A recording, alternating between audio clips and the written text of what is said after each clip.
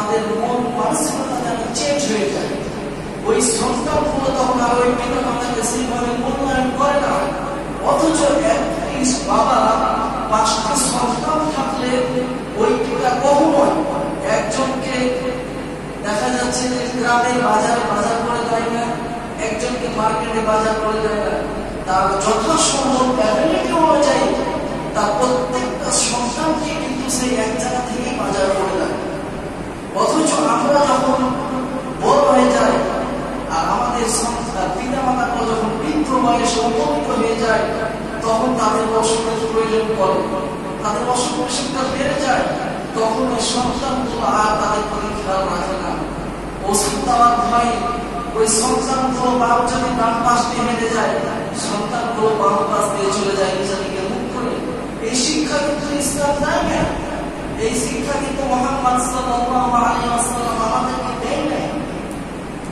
অথচ আল্লাহ রাব্বুল আলামিন বলছেন যে ওয়াকাদা রাব্বুকা আল্লা তা'বুদু ইল্লা ইয়্যাহু ওয়া বিল ওয়ালিদাইনি ইহসানা।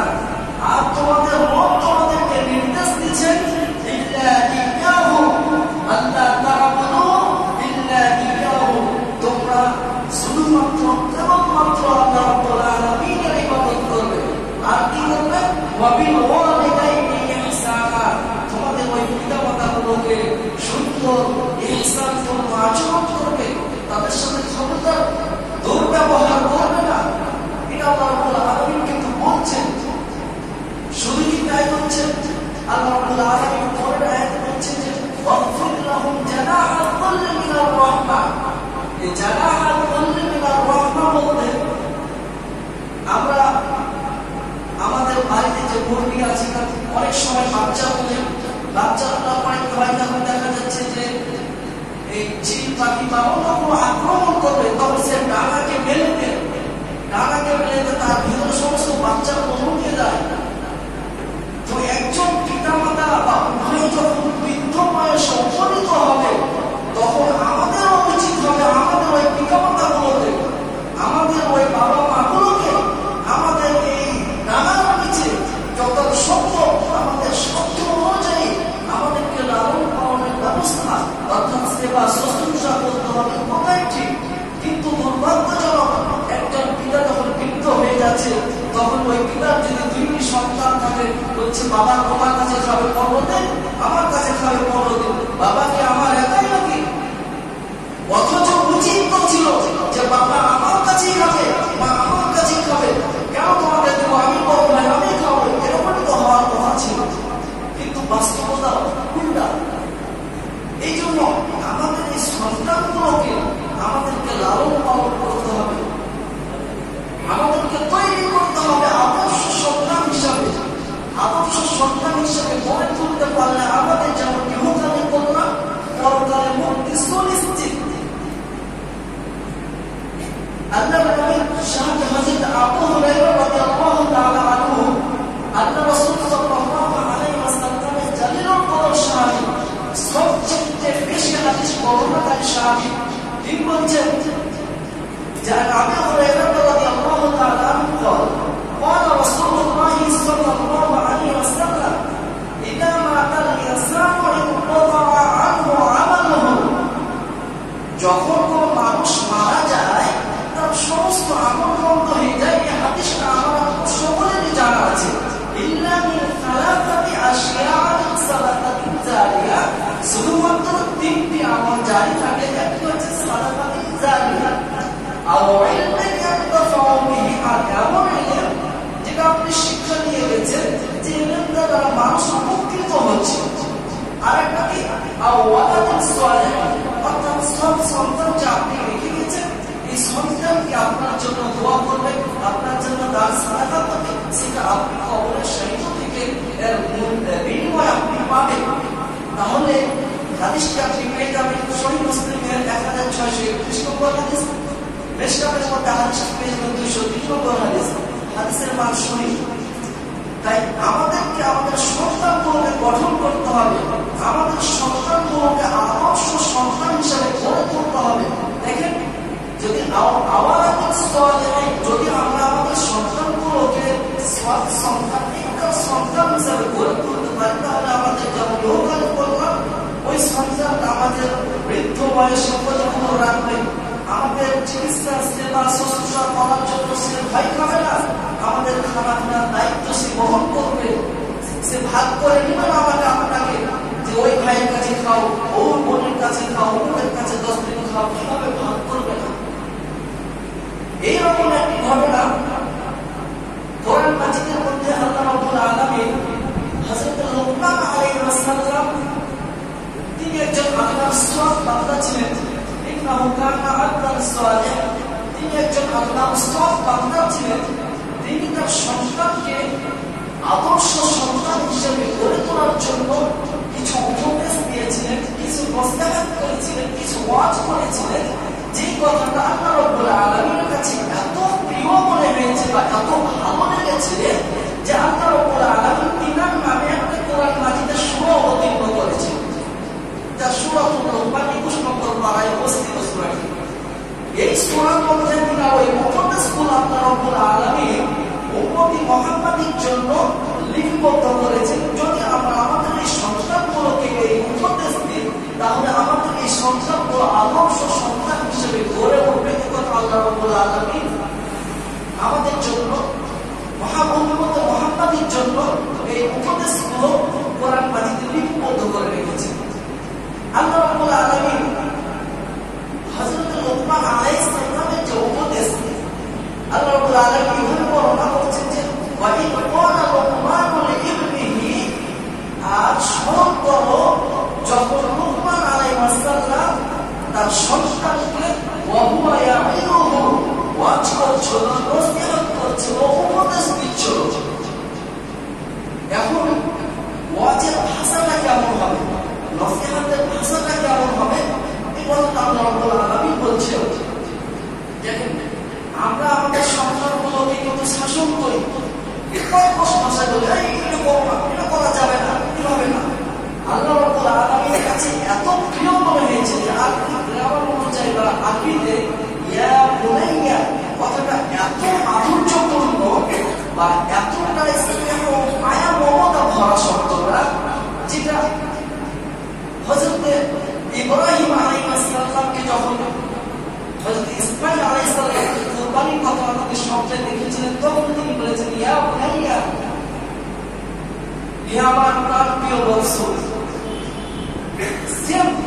এইভাবে নসিহত করছেন লুকমান আলাইহিস সালাম। তিনি বলছেন যে ইয়া বুনাইয়া, হে আমার কলিজার টুকরা, নয়নের মনি প্রাণ প্রিয় সন্তান, বাবা, লা তুশরিক বিল্লাহ, তুমি আল্লাহর সাথে শিরক করো না বাবা। কোন অবস্থাতে মসজিদ করো, তোমাকে যদি আগুন দিয়ে পুড়িয়ে দেওয়া হয়, তোমাকে যদি জ্বালায় দেওয়া হয়, তো তবু তুমি শিরক করো না বাবা। লা তুশরিক বিল্লাহ, তুমি শিরক করো না। কেন জানো? ইন্না শিরকা লাযুলমুন আযীম, নিশ্চয় শিরক হচ্ছে মহা অপরাধ, মহা জুলুম। এটা যেমন তেমন অপরাধ নয়, এই অপরাধটা মারাত্মক অপরাধ বাবা। তোমার কোন অবস্থাতে শিরক করো না বাবা। এই কথা আমাকে, আপনাকে, আমার এই সন্তানগুলোকে, অমরমতি এই সন্তানগুলোকে উপদেশ দিতে হবে, বলতে হবে, বাবা শিরক করো না বাবা। শিরকের বড় বড় অপরাধ, বড় ভয়াবহ। আল্লাহ রাব্বুল আলামিন বলছেন যে ইন্না শিরকা লাযুলমুন আযীম। লুকমান আলাইহিস সালাম তার সন্তানকে এই জন্য বলছেন যে বাবা শিরক তুমি এই কারণে করবে না। কেন জানো? যে শিরক হচ্ছে সবচেয়ে মহা অপরাধ। হাদিসের মধ্যে আল্লাহ রাসূল সাল্লাল্লাহু আলাইহি ওয়াসাল্লাম বলেছেন, আন আনাস ইবনে মালিক রাদিয়াল্লাহু তাআলা আন নবী সাল্লাল্লাহু আলাইহি ওয়াসাল্লাম قال আকবারুল কাবাইর, পৃথিবীতে যত কাবিরা গুনাহ আছে, যত গুনাহ আছে, আকবারুল কাবাইর, সবচেয়ে বড় গুনাহ হচ্ছে আল ইশরাক বিল্লাহ, আল্লাহর সাথে শরীক করা।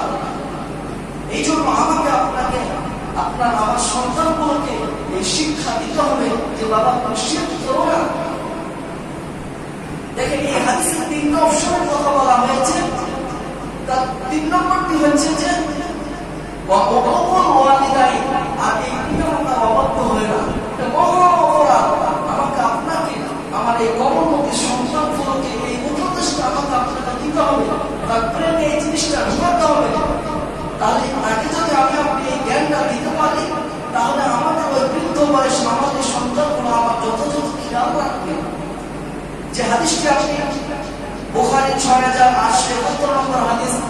হাদিসের মানসই এই হাদিসটি আপনি পেয়ে যাবেন যে আল্লাহর নবী সাহাবী আনাস বিন মালিক থেকে বর্ণিত রাসূল সাল্লাল্লাহু আলাইহি ওয়াসাল্লাম বলেছেন যে আকবারুল কাবাইর, পৃথিবীতে যত বড় কাবিরা গুনাহ আছে, যত গুনাহ আছে, সবচেয়ে বড় গুনাহ হচ্ছে আপনি সর্বপ্রথম আল্লাহর সাথে শিরক করা, ওয়াহুকুল ওয়ালিদাইন, আর পিতামাতার অবাধ্য হওয়া। বাবা, এই কাজটা করা যাবে না। এটা আমার আপনার সন্তানকে শিক্ষা দিতে হবে। কেননা যে আল্লাহ রাব্বুল আলামিন সূরাতুল মাইদার ৭২ নম্বর আয়াতে বলছেন যে ইন্নাহু মান ইউশরিক বিল্লাহ, যে ব্যক্তি আল্লাহর সাথে শিরক করে ফাকাদ হারামাল্লাহু আলাইহিল জান্নাহ, আল্লাহ রাব্বুল আলামিন তার জন্য জান্নাতকে হারাম করে দিয়েছেন। ওয়া মাওয়াহুন নার, এবং তার জন্য নির্দিষ্ট করে দিয়েছেন, তার জন্য আবাসস্থল অপরিহার্য করে দিয়েছেন, সেটা কি? জাহান্নামকে। এই কথা আমাকে আপনাকে আমার সন্তানগুলোকে শিক্ষা দিতে হবে, বলতে হবে, বোঝাতে হবে। যদি আমি আপনাকে শিখাতে পারি তাহলে আমার আপনার ইহকাল কল্যাণ পরকালে সুনিশ্চিত। এখন আসি যে এই শিরকটা কি? সমাজে অনেকগুলো শিরক প্রচলিত আছে। আমাদের চাপে যাওয়া উচিত, যেহেতু মাজার কেন্দ্রিক এলাকা না, এখানে বড় শিরকের মাত্রা বহু কম। বড় শিরক হচ্ছে যেগুলো মাজারে সিজদা দেওয়া, এক কথায় আপনার মনের কামনা বাসনা আল্লাহ ব্যতিরেকে অন্য কেউ পূরণ করতে পারে এমন আকীদা, এমন বিশ্বাস হচ্ছে বড় শিরক। এই শিরকগুলো যদি আমি আপনি বা আমাদের দ্বারা হয়ে যায় তাহলে আমরা আর মুসলমান থাকতে পারবো না, আমাদেরকে নতুন করে মুসলমান হতে হবে। ছোটখাটো শিরক যেগুলো আছে এগুলোতে আমাদের মুসলমানের খাতা থেকে নাম কেটে যাবে না, কিন্তু এটা মহা অপরাধ। তার মধ্যে আমাদের সমাজে প্রচলন আছে যে জামা কলা খেলে ডবল সন্তান হবে, ডবল সন্তান হবে। এটা যদি আমি আপনি বা আমাদের মনে মগজে কথাটা আসে, কলাটা হাতে নিয়ে যে কলাটা খেলে ডবল সন্তান হবে, তাহলে আমার আপনার তারা শিরক হয়ে যাবে। কথার মাধ্যমে শিরক। কেমন? সূরাত আশ-শুআরা ৫৯ নম্বর আয়াতে আল্লাহ রাব্বুল আলামিন বলছেন যে ইয়াখলুকু লিমা ইয়াশা, তিনি যা ইচ্ছা সৃষ্টি করতে পারেন। ইয়াহাবু লিমান ইয়াশাউ ইনাসা, আর যাকে ইচ্ছা কন্যা সন্তান দান করতে পারেন। ওয়া ইয়াহাবু লিমান ইয়াশাউ যুকুর, আর যাকে ইচ্ছা পুত্র সন্তান দান করতে পারেন। এটা আল্লাহর ইচ্ছা। একচ্ছত্র ক্ষমতার মালিক, সন্তান দেওয়ার মালিক শুধুমাত্র আল্লাহ রাব্বুল আলামিন। পরবর্তী ৫০ নম্বর আয়াতে আল্লাহ রাব্বুল আলামিন বলছেন ইয়াহাবু লিমান ইয়াশাউ আও ইউযাওwijuহু যুকরানা ওয়া ইনাসা, আল্লাহ রাব্বুল আলামিন যাকে ইচ্ছা কন্যা সন্তান দেন, যাকে ইচ্ছা পুত্র সন্তান দেন, কাউকে উভয়টা দেন আর কাউকে অন্ধ করে দেন। এটা আল্লাহ রাব্বুল আলামিনের ইখতিয়ার। তাহলে আমি আপনি যদি ওই কলাটা হাতে নিয়ে শুধুমাত্র এই চিন্তাটা করি যে এই কলার ডাবল কলা খেলে বা যমজ কলা খেলে ডবল সন্তান হবে, তাহলে আমার আপনার তারা শিরক হয়ে যাবে। এটা থেকে আমাদেরকে বেঁচে থাকতে হবে, এই শিক্ষা আমার আপনার সন্তানগুলোকে দিতে হবে। ২ নম্বর হচ্ছে আমাদের কিছু যখন হারাই তখন আমরা গণকের কাছে যাই অথবা কোনো হুজুরের কাছে যাই। হুজুর তখন আপনার একটা কখনা চালান দেয়, যেটাকে বন্ধার উপরে করার মাঝে রেখে দিয়ে কিছু বলে ফুল দিয়ে ঘোরায়, নাম রাখে কিছু কিছু নাম দিয়ে বলে যে অমুক নাম বলে না, যে অমুক চুরি করেছে, এটা বলবে না, কিন্তু পশ্চিম কথা এটা বলবে না। হুজুরও জানে যে আমি এই কথাটা ধারণা প্রশ্ন কিভাবে বলছি, সঠিক কথা নয়। কারণ আমার আপনার সকলের জানা আছে শুধুমাত্র গায়েবের মালিক হচ্ছেন আল্লাহ রাব্বুল আলামিন, কেউ গায়েব জানেন না। এই যে আমরা ভগবানের কাছে যাই, এই যে হুজুরদের কাছে যাই, এটা সিরক, প্রতারণা। এটার মাধ্যমে আমার আপনার ইমান নষ্ট হয়ে যায়। আমাদেরকে ওই আমাদের সহজ সরল মানুষগুলোকে হুজুররা বা ওই গণকরা প্রতারণা করে, এটা যাওয়া যাবে না। তো যাই হোক, আরেকটা বিষয় হচ্ছে আল্লাহ রাসূল সাল্লাল্লাহু আলাইহি ওয়াসাল্লাম বলছেন যে মান তাআল্লাকা তামিমান ফাকাদ আশরাকা, যে হাদিসটা পেয়ে যাবেন মুসনাদ আহমদের মধ্যে ১৭৭৭ নম্বর হাদিস। তিনি বলছেন যে ব্যক্তি তাবিজ ঝুলানো সে শিরক করলো, অতএব আমার আপনার অসুখ হবে, এটাই স্বাভাবিক। অসুখের জন্য আমি আপনি ডাক্তারের চিকিৎসা দিব, কোনো তাবিজ ভুলাবো না, এটা আমাকে আপনাকে মানতে হবে। মুহাম্মদ সাল্লাল্লাহু আলাইহি ওয়াসাল্লাম বলেছেন। দেখেন আল্লাহ রাব্বুল আলামিন এত দয়ালু, তিনি হযরত আনাস বিন মালিক রাদিয়াল্লাহু তাআলা আনহু হাদিস বর্ণিত, তিনি বলছেন যে ইয়া ইবনে আদম, হে আদম সন্তান, ইন্নাকা মা দাআউতানি ওয়া রাযাউতানি ওয়াফারতু লাকা আলা মা কানা ফিকা ওয়া লা উবালি। হে আদম সন্তান, যতক্ষণ পর্যন্ত তুমি আমাকে ডাকতে থাকবে আর আমার কাছে ক্ষমা পাওয়ার আশাই থাকবে, আমি তোমাকে ক্ষমা করে দেব। ওয়াফারতু লাকা আলা মা কানা ফিকা ওয়া লা উবালি, আমি পরোয়া করব না তোমার অপরাধটা কত বড় হয়েছে, তুমি কত বড় অপরাধ করেছো এটা আমি পরোয়া করব না, এর জন্য আমাকে কারো কাছে জবাবদিহিতা করতে হবে না। ইয়া ইবনে আদম, হে আদম সন্তান, লাউ বালাগাত যুনুবুকা আনানাস সামাই, আর তোমার অপরাধের পরিমাণটা যদি আনানাস সামা বলা হয়, আকাশের মেঘমালা পর্যন্ত যদি পৌঁছে যায়, এত বড় অপরাধ করেছে, এত অপরাধ করেছো যে তোমার অপরাধটা এই জমিন থেকে আকাশ এবং মেঘমালা পর্যন্ত পৌঁছে গেছে। এরকম যদি অপরাধ তুমি করো আর তুমি যদি আমার কাছে ক্ষমা চাও, আমি তোমাকে ক্ষমা করে দেবো, আমি ক্ষমা করবো না। ইয়া ইবনে আদম, হে আদম সন্তান,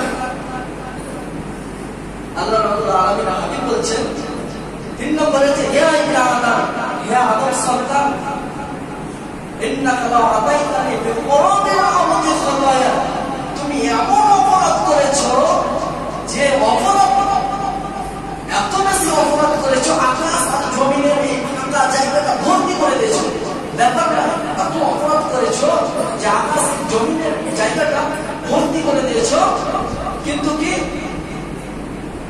আমার সাথে কোনো শিরক করো,